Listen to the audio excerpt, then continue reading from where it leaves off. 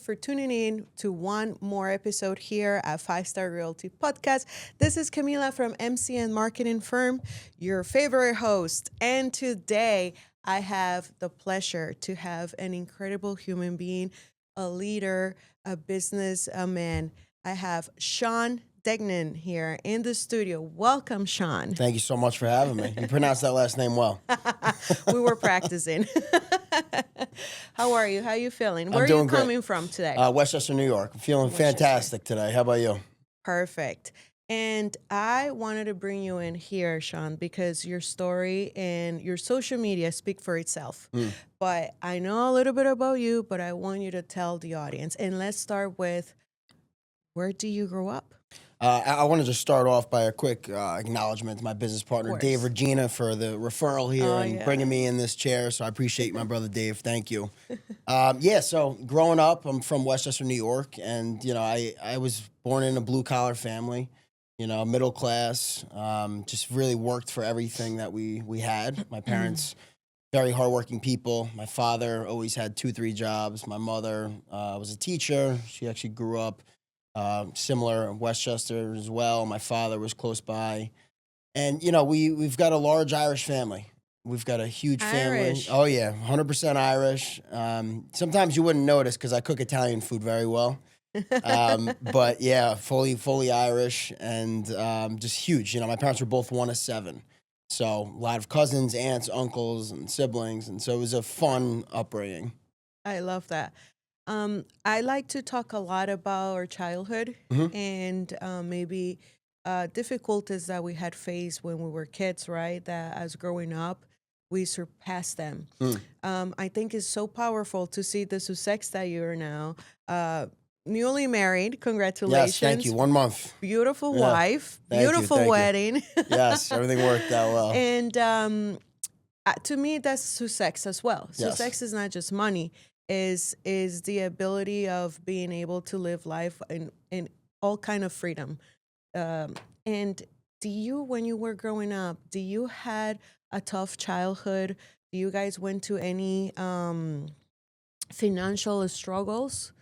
Can you dive in a little bit on that? Yeah, totally. I touched on it briefly. Like, we were definitely middle class family. There was years growing up where times were a little tighter than other years. My father got laid off. I remember maybe I was like 10, 12 years old, and my father was laid off from his job. He had a big job in media, and he was doing computer print ads. And then once the .com boom happened with the internet, his job kind of got phased out. It was all of like the hardware and all that type of stuff he was working on.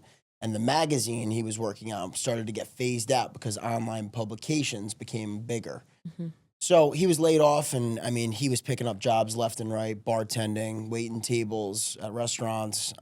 He was working for a funeral home at times, whatever he had to do to kind of just, make ends meet. And same with my mom. She would pick up different coaching jobs and stuff like that on the side. But I will say they did such a good job at not letting us feel it as much, even though times were tight, even though, they didn't have all the money in the world, they did such a good job at giving us so much love and care as parents growing up. I didn't feel it as much as I think, someone else may have. Were your parents always encouraging going to school, having a career? How like the old school structure that our parents will tell us? Yes, my parents are extremely old school. My father passed away a couple of years ago unexpectedly. I'm sorry. Thank you. And we could dive into that later. But, they were very old school in their mentality. It's go to college, get the degree, and go get that union job. Go get that secure job. Yes, benefits, the healthcare package, the 401k, all that stuff. And I was a little bit different in my thought process. From a young, early age, I was a terrible student because I just didn't care. I loved going to school, though, because I always worked on my social circle. I wanted to meet new people. I wanted to have the most friends. I wanted to be the most popular guy. And so school for me was awesome. I was a terrible student in the classroom, though. I took a different path. And I think looking back now, in hindsight, it's always 2020, right? I had that entrepreneurial tick from a young age. And I always wanted to try different stuff. Did that start to kick in? I tell this story on podcasts often, and it's kind of funny. When I was in fourth grade, I had an opportunity to have my birthday party. And my mom was like, do you want to go to sports time? And sports time was like the fun spot. You go play basketball, you go do the games and the arcade stuff. And I said, no, I don't want to go to sports time. I want to go to the Palm 2 Steakhouse. Oh my goodness. And so this was in, Midtown Manhattan. It was a crazy big steakhouse. And if you're familiar with the Palm 2, I mean, it was like the top of the top in Manhattan at the time. And my mom's brother was the general manager of that restaurant for like 10 years. So I looked at that as kind of like, oh my God, this was like, he was like the president in my eyes, like it was like that important. And I idolized him so much because of just the way he moved, his influence on others, the way he was able to kind of take control of the restaurant and move around. You were in fourth grade. Fourth grade. How old were you there? Like, I don't even know. I mean, 10? Yeah, something like that. Yeah. And so that was, I think, the first like real recollection of like, oh, I like what this is. Yeah. So did they brought you to the restaurant? It did. It did. So they make you mothers always accomplishing what we want. Yep. So since you were little, you always had that different mentality of entrepreneur, kind of like business person, meeting people. Not everyone is like that. Normally we're shy when we're kids. Yeah. I definitely wasn't shy. I'll tell you that much. But no, I think growing up, I mean, I had such a focus on just becoming well known.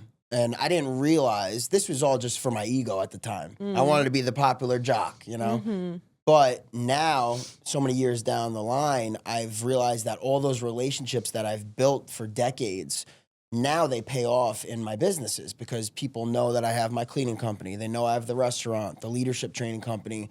And when they think of those three things, they think of me. So all that work I had done just to be Mr. Popular in school now actually pays off in the business world.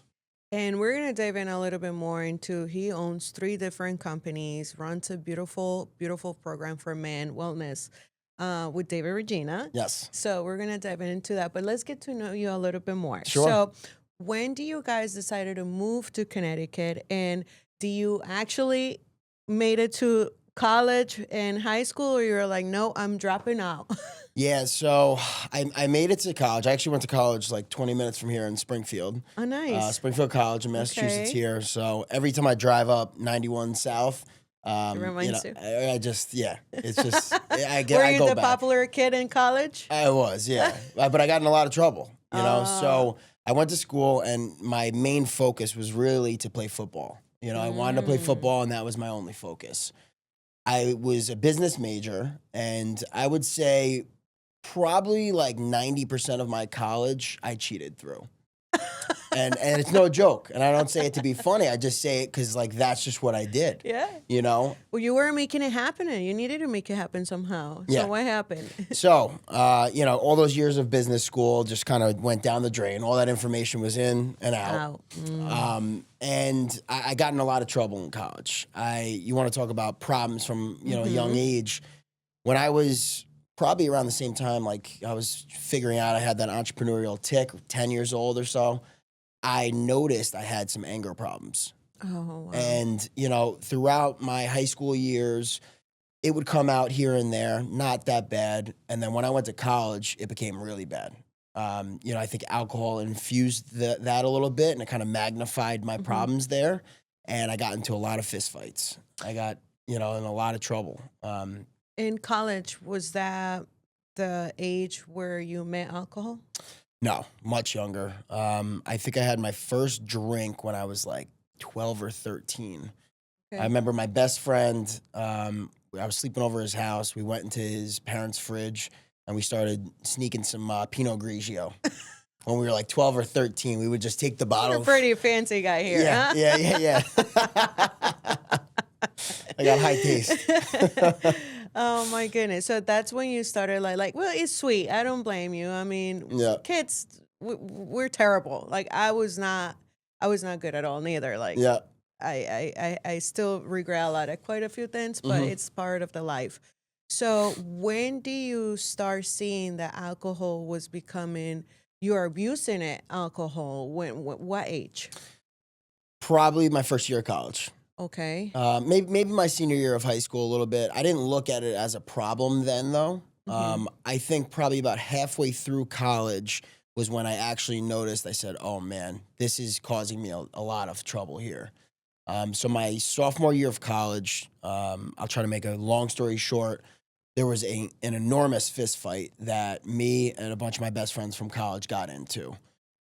People were arrested. People got kicked out of college. I was in, I think I was kicked off the football team for 3 months, and I was on trial to get kicked out of school. So for about 2 months, I was on trial for that whole thing, and luckily, I was able to stay in school. I got 120 hours of community service I had to do. I was kicked off the football team temporarily, Oh. and I had to do a lot of, different stuff within the school to stay in it. That was, I think, the first time I said, this is not good, and it was a drunken night with my friends and just making poor decisions. But you kept drinking. Oh, yeah. You kept drinking up until what age? I'm 2 years sober at the end of the month. Congratulations. So thank you. Yeah. I never had a problem with I never drank every day. That wasn't my thing. It was like, if you're going to drink, you're going to drink the whole time. Though. Yeah, until I'm you drinking black all out. night. Exactly.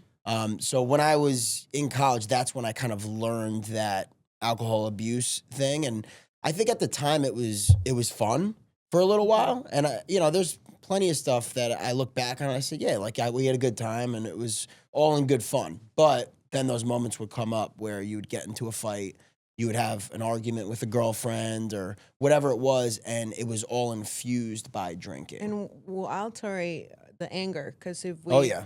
if we I'm a very extrovert person, and that's what alcohol used to do on me. It's to be extrovert, and Mm-hmm. at the end of the night, something will switch and anger. Yes. Anger will kick in, Mm-hmm. or a stupid memory, and Emotions. yeah, Yeah. and it will switch the whole night. It could be either very fun. I was Miss Margarita. That was my AKA name because after 10, Margarita time. Yeah. When do you choose, or why? Actually, why do you choose sobriety?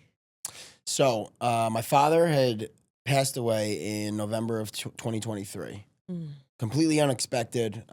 He was out in Kentucky for a work trip, and he came home and he started feeling a little bit weird. And it was my brother's, I think it was his 30th birthday, 29th, 30th birthday. And we had celebrated his birthday that Saturday night. That Monday, my father ended up going to the hospital, that Monday or Tuesday. And 26 hours later in the hospital, he had passed away. I was in a place in my life where I'm already running 2 companies, and Dave and I were in the process of planning ACE, which is my third company, ACE here. And I had a crossroads. I was at a pivotal point in my life where I said, do I want to continue down this path of burying my emotions? Because for years, I suffered from anxiety. I suffered from depressive thoughts, overthinking, all that stuff. And I chose in that moment to not go back down that path. After about 3-4 weeks after my father passed, I made a decision to stop drinking. Wow. So it was the impact of losing your father that kind of make you realize, hey, I'm not doing something good here. So many times in my life when adversity would strike and, terrible situations would happen. I've dealt with a lot of people dying in my life, unfortunately, from a very young age. I would always go back to drinking and bury my thoughts, bury my emotions by drinking and mask what I'm actually feeling. In that moment, I had drinking, I think, 2 or 3 times after my father passed that month. And it just didn't mix well. I started to get more depressed. I started to get more sad. And look, you lose someone unexpected like that, it's natural to feel all those things. But I had a decision to make to say, do I want to actually take control of my emotions? Do I want to take control of my grief and how I deal with this going forward? Or do I let myself drown in alcohol again and bury my thoughts? And I chose to go sober, and it's been the best decision of my life. Congratulations. Thank 2 years is quite the journey to be sober. Um, kudos to you. You have a lot of strength. Thank you. I became sober, thank God, because I'm pregnant. And if I wasn't because of my baby, I don't think I would have. It would have been that easy Mm. to cut down. So I know 2 years is a huge progress. What could you tell people for those that do not face like a tough situation like losing a family member in order for them to face sobriety? How can they what advice do you give them to try to connect with sobriety before something bad happens that makes them realize they have to, take a break? So first off, I want to say, like, I don't think everyone has a problem with drinking. Okay. And that's one thing that I think people sometimes confuse when I talk about my sobriety, because my sobriety and my journey, that's mine. And I didn't have a great relationship with alcohol. Again, I didn't drink every day, but when I drank all night. And I loved it. I mean, it's kind of my personality. Like when I'm having coffee, like I want 4 coffees. I don't want 1 coffee. Like it's just kind of the way I do stuff. I do things to the extreme always in life. Yeah. A lot of people don't have that within them. And there's people I know that can have a couple drinks here and there, and they're good. And they'd be fine. And they have a fine relationship with it. So I don't think sobriety's for everyone, to be honest. But if you're that person out there that does have an issue with alcohol or drugs or whatever it is, the question I would ask yourself is, how long do you want these external things controlling your life? How long do you want other things being in the driver's seat of your future? And that's really what it is, because when you're addicted to something, and it doesn't have to be a substance, it could be, a habit, it could be a thing, a place, a bad relationship, those toxic things you cling on to, those end up being the drivers of your life. You're not the one in control of your life. So asking yourself those tough questions and facing the deep, dark things that really are going on inside, that comes from sobriety. That comes from kind of facing the music, if you will. That's so beautiful. So it's kind of like saying, hey, you want to change in your life, you think things are still going the same path, check yourself. Yes. Check yourself. When do you think things become a habit or an addiction? When you do it too often, when you do it every day? I think that's different for everyone too. Because again, like there's people that have alcohol abuse problems because they drink every day. I had an alcohol abuse problem because I would drink maybe once a week. Maybe it was even less than that. It was twice a month, like towards the end of my drinking, journey. But I still had a problem with it. So I think it really comes down to like, when does the thing take control over your actions? When are you losing sight of clarity? Do you have a clear-headed mind? Are you making decisions with your own conscious thoughts, or are you unconsciously letting these things control you? Let's talk about ACE, because this is all linking to wellness. Yes. David, Regina, and you are the founders. What is your role in ACE? He kind of told us his role in ACE, and tell us a little bit about what you do in the program. And this is for men. So anyone tuning in, any men tuning in, listen up. Yeah. So ACE, Action Cultivates Excellence, is a leadership training and transformation company. What is that? It's really, it's a program, it's a journey, it's a movement that helps men, but also women. We're actually going into that world as well this year. It helps people in general take control of their own life. And that doesn't have to be in one specific area. It could be as a whole. But if you deal with sobriety, if you deal with the addiction problems and stuff, that could be one area. If you're struggling with your fitness and you're trying to lose weight, you're trying to get back in shape, that could be another area. Is it your mental health? Is it the thoughts that are going on in your mind, how you talk to yourself? That's a different area. Is it business?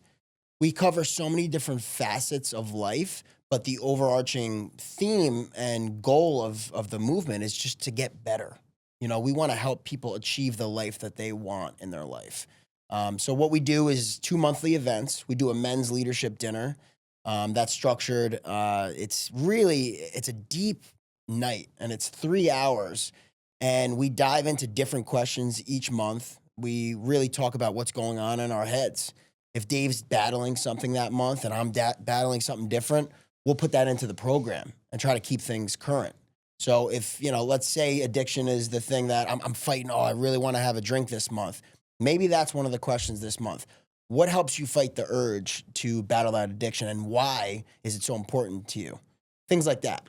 So we go through that. We do breakout sessions and groups with the guys. People get an opportunity to speak about themselves on the microphone. They get in front of the group.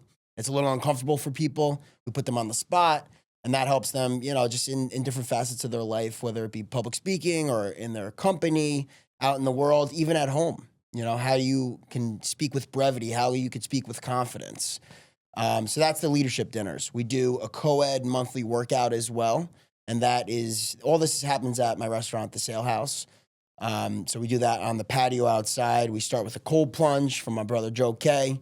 We go into a workout, usually led by Pat Damiano, one of our good friends who does all the kettlebells. Yeah. And then we go into the networking brunch afterwards. I love the fact that you guys are opening it for women, because Yes. You will definitely have me there next year after you give birth because I love it. And society makes men see like they gotta be tough, they cannot cry, they're the providers, they're the protectors. But in social media, you guys gotta follow their program. Really, it's really, really, really good. I see the vulnerable side of you guys. Yeah. I'm getting chills by just saying this, because you don't see that often. No. And you guys are big guys. Yeah. These guys are big, tall, they're strong, serious, but with a huge heart. Mm-hmm. And to me, it's a pleasure to have you here and you being able to talk to the audience about this program, because I haven't seen something like that in Connecticut.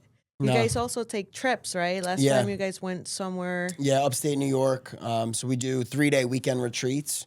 It's called the Ace Summit. And so, that's a crazy weekend. And, we chop wood. We do all the crazy masculine stuff. Yeah. But then we could be doing a breathwork session and meditating, and guys are crying, laying on the floor. And, we get expert speakers that come in. So it's a unique program that we've kind of cultivated. Sean, after you decided to, stop with alcohol, what was your biggest win? Was it a start of this program or one of your companies, or what was one of your biggest win after you decided to cut down on alcohol? I would say the biggest win, my biggest win in life is my wife. That is my number one biggest success that I've ever had. Give her a shout out right now. Yeah, Jackie, my girl Jackie at home. Shouts to Jackie. So I think in my first couple of years of my relationship with her, I was drinking, and she would drink here and there, but she didn't drink like me. And I had some bad moments where I made some stupid decisions. My anger would come out here and there in those arguments. I would say things that I didn't mean. I would say things that were just not nice, and I regret doing it. We're going to have to bring Jackie here, man. 100%, yeah. But she's been through the journey, man. Through the sobriety, through the 3 companies. Like, she's been through a lot, and she's a soldier. But I would say the evolution of my relationship with my now wife has been the biggest win. Oh, how beautiful. How long you guys were together? About 5 years. Yeah. 5 years. Yeah.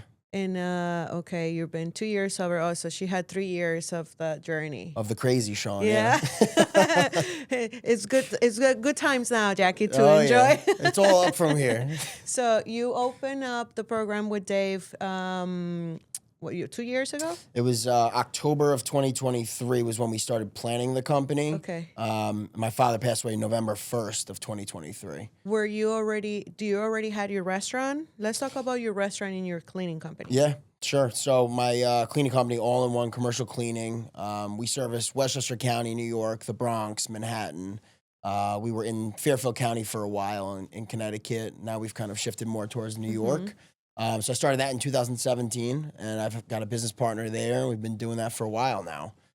The restaurant was April of 2023. Wow, so it's an early 2020 and up. Yeah. So, the restaurant it's a whole different beast. And I'm one of a few partners that are there, and we've got such a good team. between Tom, Andrew, Steve, Colleen. There's like so many great We're in New people. York? Tarrytown, New York. Yeah, Nice. so it's What right kind of under the food? Tappan Zee Bridge. It's like New American. We do a lot of Italian stuff, some great seafood dishes. It's fun. We do live music. We've got, just Oh, great stuff in nice. there. Yeah. What made you want to be involved in 3 different industries, and how can you cope with 3 different? Because I have ADHD. My brain is just, I can't focus. Can't you tell? No. I think I am interested in so many different things in life, and I don't think in today's society in 2025 that you have to have that traditional mindset of go find a job, work for the same company for 40 years, and then get your pension, and that's your life.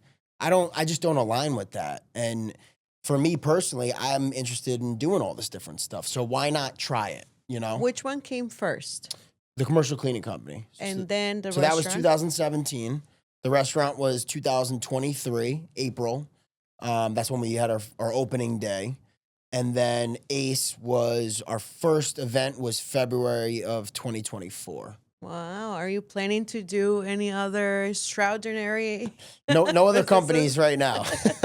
I gotta focus in on these 3 for This now. tree and get them going. Yeah. Especially now, Mary, huh? Yeah, for sure. That's another Yeah. project. That's it. That's a big project. That's another The project. most important project. Oh yes. Oh yes. Are you planning to have babies in the future? Yeah. Yep. Yeah. Yep. How many? How many? Just out of curiosity. Maybe 3. Wow. Four Oh, gets a you need little one for expensive. each company. You need some help One there. takes the cleaning, Yeah, one takes. yeah. Yeah, there you go. That's beautiful. So, what can you tell the audience where to get the strength and a lot of people nowadays they have an idea and they write down the idea and they brainstorm, and then there's something in their inner that doesn't let them execute. How were you able to execute? And was the restaurant an idea? Was the cleaning company an idea? Please tell us. So the first thing I think I would say to someone that has an idea that's scared to kind of take that leap on something is it's confidence, right? Confidence ultimately is what is going to bring you to doing something.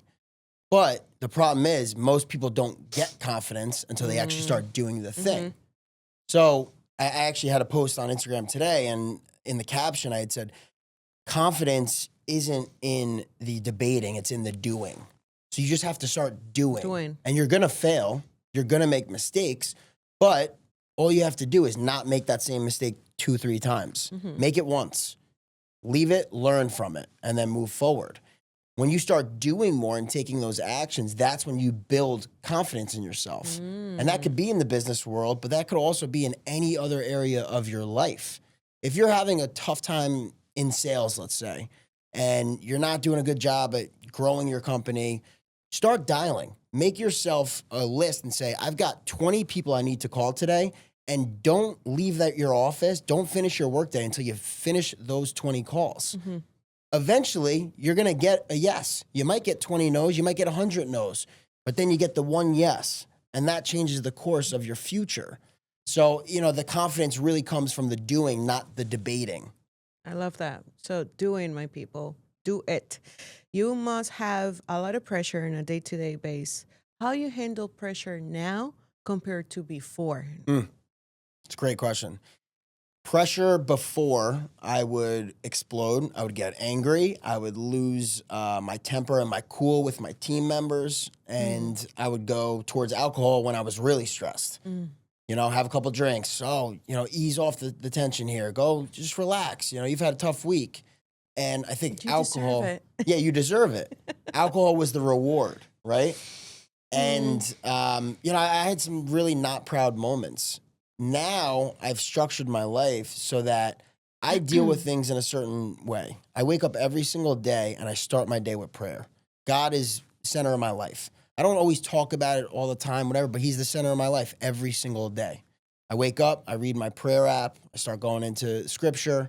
I've got a 1-page reader that I do every morning, and it goes through the highs and lows of life. I read the same thing every morning. It's posted on my wall. I set my intention for the day. What's my foundation of the day? Do I have a certain focus today? Today, if you go on my phone right now, you I can was just see. going to ask you, what was today's? I'll read it out for you. So it's Insight Timer here. I'll let you read it. Up top. Drop podcast bombs. Oh my God. Be helpful and of service. I want to be Oh my God, I got the chills. Oh my God. You So- were meant to be here today. That's it. So every day Wow. I have a new intention that I want to focus on, right?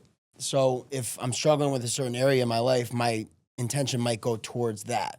If I just want to be better in a certain area, I set my intention towards whatever that thing is. But I think it's so crucial and important to take control of your day. Because a lot of the times people wake up and what's the first thing they do? They're laying in bed and Instagram. Instagram, emails, texts. Mm. I try my best, and I'm not perfect. I don't do this perfect every day, but I try my best to always start my foundation with those couple things and always get into movement. Fitness is a huge component and pillar in my life. So you're touching a spiritual. Mm-hmm. You're touching physical, which is fitness. Mm-hmm. What do you do? Breath work. Breath work. Yeah. So I've got every morning I try to just slow down a bit. I try to get some breath in. I try to get some quiet time before I really get going with anything. And sometimes that's before the gym. Sometimes that's after the gym. Sometimes it's as I'm pulling up to work. I'll park in the parking lot and I'll just sit there and I'll feel my chest. I'll just breathe, get present, get grounded. Because that, I think, is one of the biggest keys of dealing with stress, right? Dialing this all back to what you first asked was, how do you deal with stress, right? Mhm. You take control of your body. You take control of your thoughts, your breath. The easiest way to do that is to pray. It's to work out. It's to set your intentions for the day. And it's to feel, breathe, get intuitive with your body and figure out how you want to show up in the world every day. When do you started to do this in the mornings and setting up your day and setting up your routine and your mind and your spirit? When did I start doing this? 2017. When I started my first company, that was when I first started getting into the personal development world. I started listening to Ed Milet's podcast, John Maxwell, and I started reading books about leadership, about entrepreneurship. And I just got the bug. You know, I wanted to get better as a person because I was in a place where I was stuck in my life. That's very interesting because it's not until like 2 years ago that you stopped the alcohol, right? But since 2017, you've been struggling. You've been seeing yourself, I need to change. I need to change. I need to change. And it took you quite a few years. So here you have a perfect example of somebody that who's very successful, has 3 companies, it's into leadership, fitness, and has God in your heart. Totally. Because when you have God in your heart, everything that comes out of your mouth is beautiful and is pure. Let's talk about community a little bit. How has community impacted your life? So I think community, from a young age, I felt a lot of community in my life. And I was so blessed to grow up where I was because there were so many amazing people surrounding in my life. And I think sports was kind of the first foundation of my life where I was part of a team. And that community helped me get better. I helped them get better. We worked towards a common goal to achieve things. So I think my first real taste of community was growing up playing sports.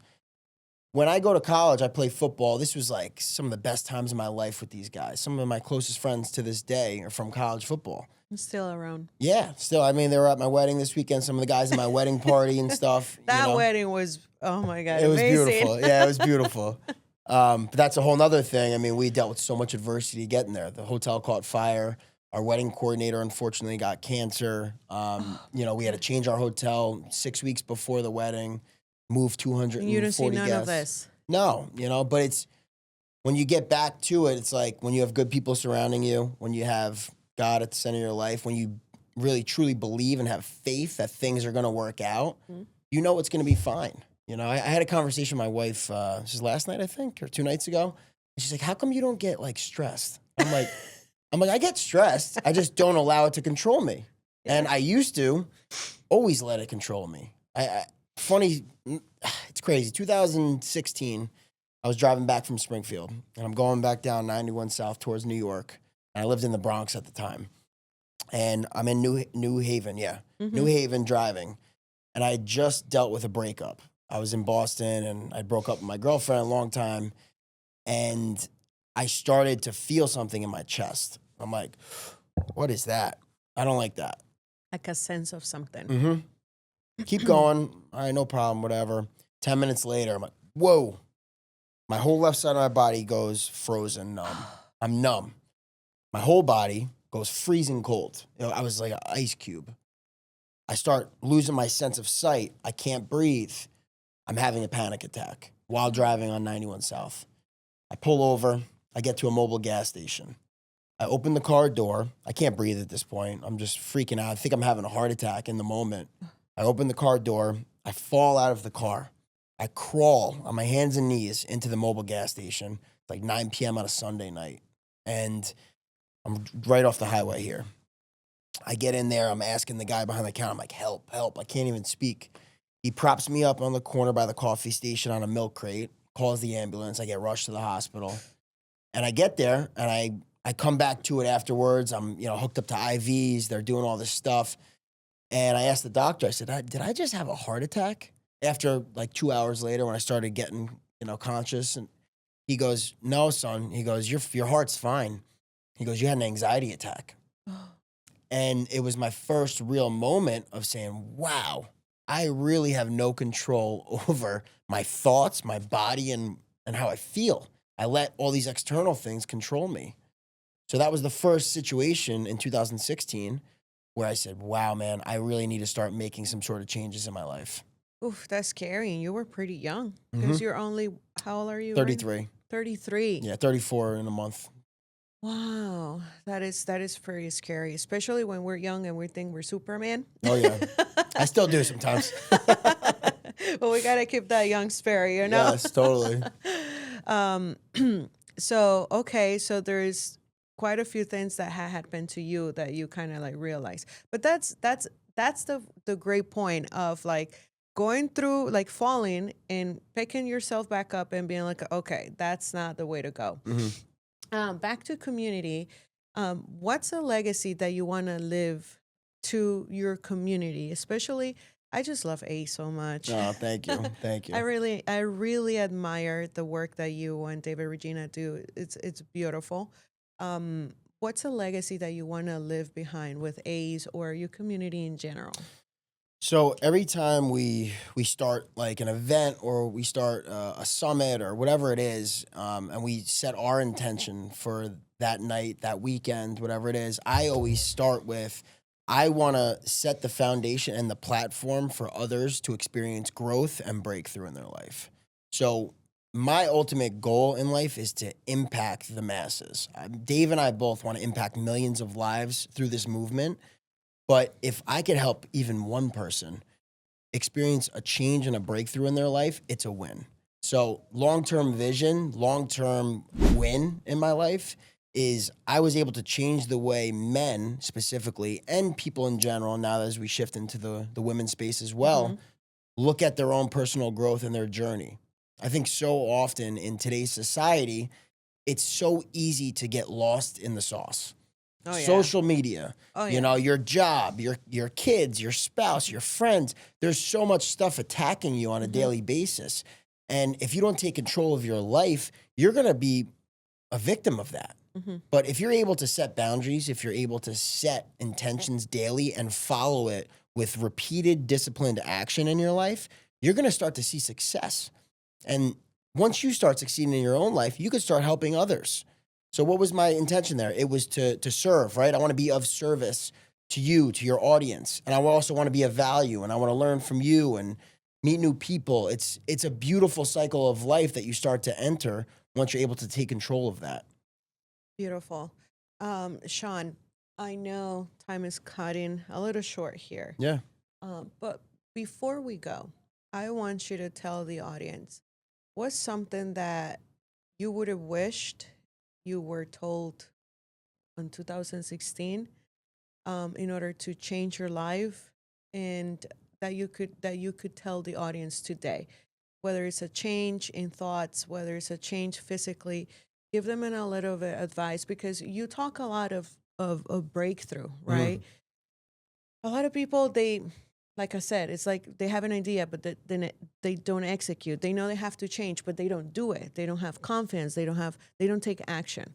What's a good advice you can tell the audience? Everything worthwhile is uphill. That is the number one piece of advice that I think I learned from John Maxwell. That's what my favorite leadership mentors that I've ever encountered. I was at a 2019 conference in Miami, and there was 35,000 people there. I was supposed to go with 12 people, and that list of 12 people dwindled down to 10, to 8, to 5, to 2, to just me. And I still decided to go down there to that conference because I felt so compelled that something there was going to help change my life. And that one statement that John Maxwell made down in Florida Marlins Stadium in Miami, he stood in front of 35,000 people and he put his arm up in the air like this.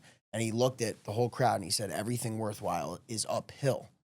So anything you do in life that is going to be of value, of substance in your life, it's going to be hard. I started to learn that in 2019, that these wins that I want so badly in my life aren't just going to be given to me. I have to work for them and I have to see them through. You don't just overnight, bam, become successful. It's a grind. It's a long process. But when your expectations change of, oh, I deserve this in my life, you could still say, I deserve this, but you got to earn it. Earn it. You have to see that thing through.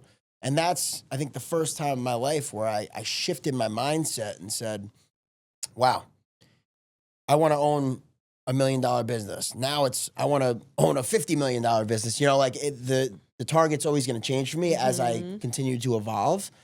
But I have to see this thing through. So everything worthwhile is uphill. You have to stay in the fight in order to bear the fruit of your labor. Amazing. You leave me speechless because there's so much spirituality in when the things that you're saying that I really hoping that whoever is watching this, it transmits the same energy. And now before we go, leadership. Leadership is one of the big ones in your life. How you identify leadership? What's leadership to you, and how can someone become a good leader? Become of service to someone else. You know, I think leadership in general it's such a hard thing to do. It really is, because, you know, when I was a young leader, I always thought that I had to be the vocal guy. I had to be the guy that pumped his chest out, that pointed at people and tell them, do this, do that. I learned very quickly that no one respected me when I was doing that. And it was actually the opposite of what I had hoped. I thought by being more vocal, by telling them what to do and this and that they were going to respect me because, you know, I was taking charge. I was taking authority. What I had learned was that everyone started to gravitate away from me. They said, screw this guy. He doesn't respect us. He doesn't care about us. I changed. I learned that I have to start building relationships with my team members. I have to learn about them, care about their lives. Do you have a sibling? What do you do for fun? Are you in college? What's going on in your life? Are you dealing with something? Can I help you? Can you be of service to that person? Once I started to do that, that's when I started to see successful things happen in my businesses. I started to see that, oh, wow, this person actually will do anything for me because I've done so much to help them in whatever aspect of their life that they were struggling with. I took interest in my team members. So, I mean, leadership, you can't be a leader, though, unless you lead yourself first. The first person you need to look to lead is yourself. If you don't lead yourself, if you're not living a life with integrity, with real character and charisma and who you say you are and acting and being that person that you say you are, then no one else is going to respect you. You can't lead anyone else until you start to lead yourself. Right. It's like if you don't love yourself, you cannot love anyone. Pretty much it goes 100%. I know this episode is going to come out probably in January, right, director? Any major event or any event that you're doing or anything going on in January, hey, 2026 is around the corner. Check out this camera over there and just invite them if you have something going on in January, February, something early beginning of 2026. April 25th, 2026, Action Cultivates Excellence is hosting the first and largest wellness and fitness financial literacy expo that Westchester has ever seen. Health is Wow. wealth.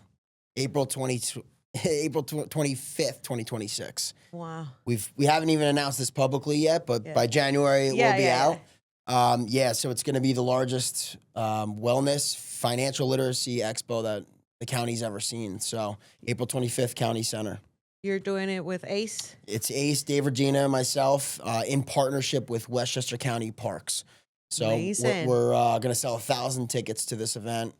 It's a big concert venue, an event hall that we ended up locking in through our brother Sean O'Connor's mother, who is, in the Westchester Parks. And shout out to Kathy O'Connor and all the great people that are helping us achieve our goal. Well, you have quite a few going now. 5 Stars Realty here. VIP tickets for you guys. Yeah, please. If it's not VIP, I'm not going.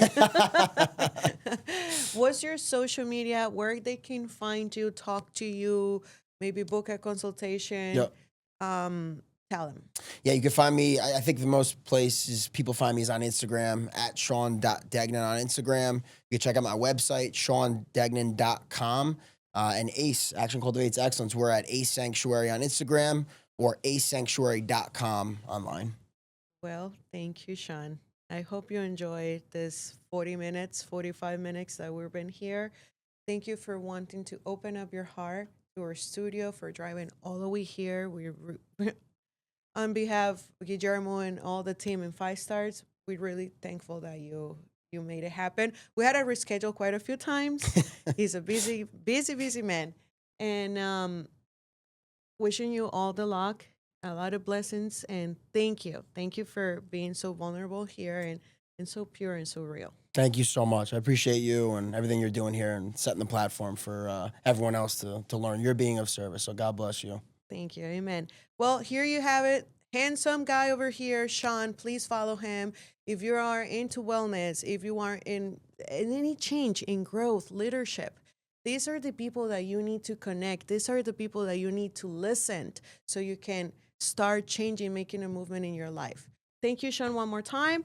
Hope you liked it. And if you did, please comment, like, share. We need more people to watch this type of episodes of value. Until next one. Bye-bye.